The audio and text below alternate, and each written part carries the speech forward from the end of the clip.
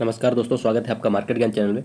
अभी 2 दिन पहले ही न्यूज़ आई थी कि इंडिया और यूके के बीच में एफटीए साइन किया गया। एफटीए मतलब फ्री ट्रेड एग्रीमेंट, जिसमें से 2 कंट्रीज एक एग्रीमेंट में आती है कि जो भी इंपोर्ट या एक्सपोर्ट हो रहा होता है दोनों कंट्रीज़ के बीच में, तो जो इंपोर्ट ड्यूटी लगती है या कस्टम्स ड्यूटी लगती है उसको जो है रिड्यूस कर दिया जाता है या बिल्कुल ख़त्म कर दिया जाता है, जीरो कर दिया जाता है।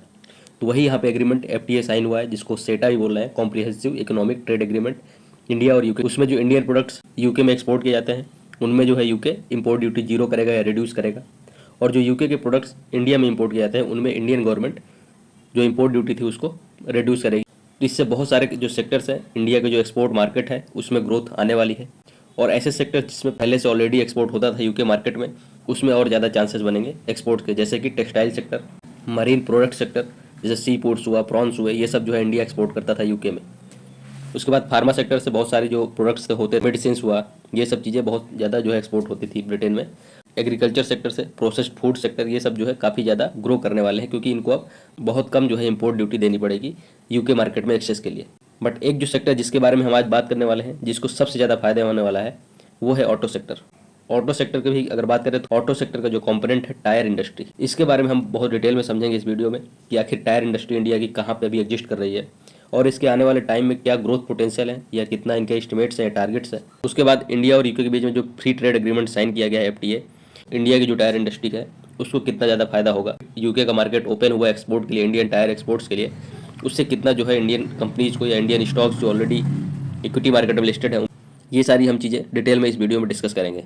तो अगर करंटली इंडियन टायर मार्केट की बात की जाए, करंट वैल्यू है लगभग $13.4 बिलियन के आसपास। इसको अगर इंडियन रुपये में आप कन्वर्ट करेंगे तो लगभग 1,15,000 करोड़ के आसपास अभी टायर इंडस्ट्री इंडिया में।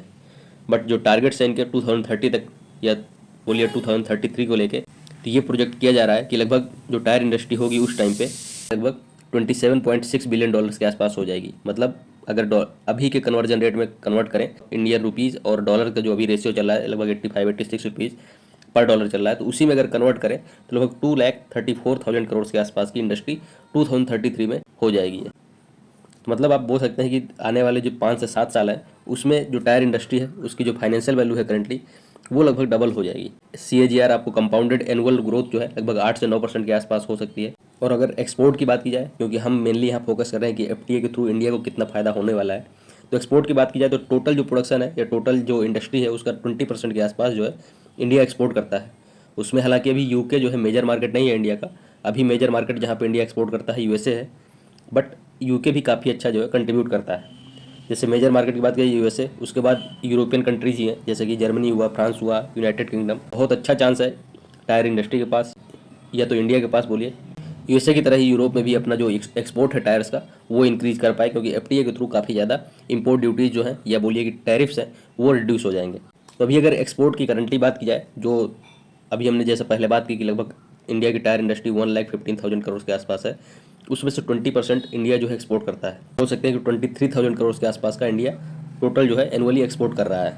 बट यही अगर आप देखेंगे कि 2033 को जो लेकर टारगेट है कि टायर इंडस्ट्री लगभग 2,34,000 करोड़ के आसपास की हो जाएगी, तो उस टाइम पे ये भी प्रोजेक्ट किया जा रहा है कि एक्सपोर्ट जो है वो इंक्रीज हो जाएगा इंडिया का 20% से बढ़कर 30%।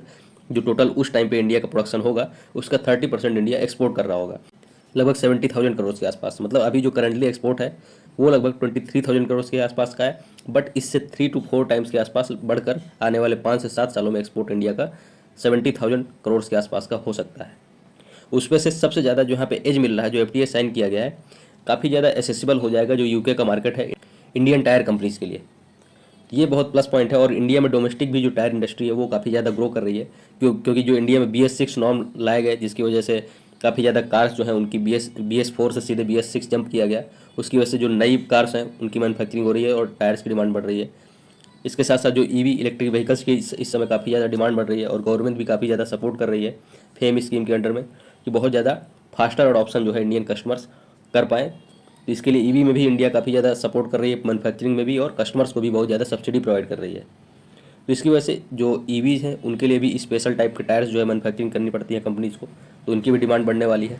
ये तो हुई ओवरऑल जो एफटीए, पहले तो इंडस्ट्री के बारे में कितना ज़्यादा ग्रोथ पोटेंशियल है, लगभग 8 से 9% CAGR के आसपास ये इंडस्ट्री जो है ग्रो करेगी आने वाले 5 से 7 सालों में।